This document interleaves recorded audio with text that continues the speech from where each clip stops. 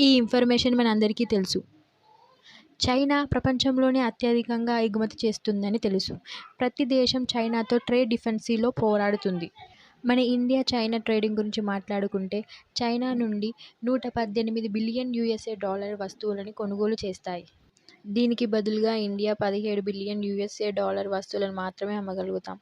America వంటి దేశాలు కూడా చైనా నుండి $581 బిలియన్ వస్తువులను కొనుగోలు చేస్తుంది. దీనికి బదులుగా అమెరికా $177 బిలియన్ మాత్రమే అమ్ముతుంది. ప్రపంచంలో కొన్ని దేశాలు చైనాలో ట్రేడ్ సర్ప్లస్ చేస్తున్నాయి. అందులో అన్నిటికంటే ముందున్న దేశం తైవాన్. చైనా నుండి $81 బిలియన్ వస్తువులను కొనుగోలు చేస్తుంది.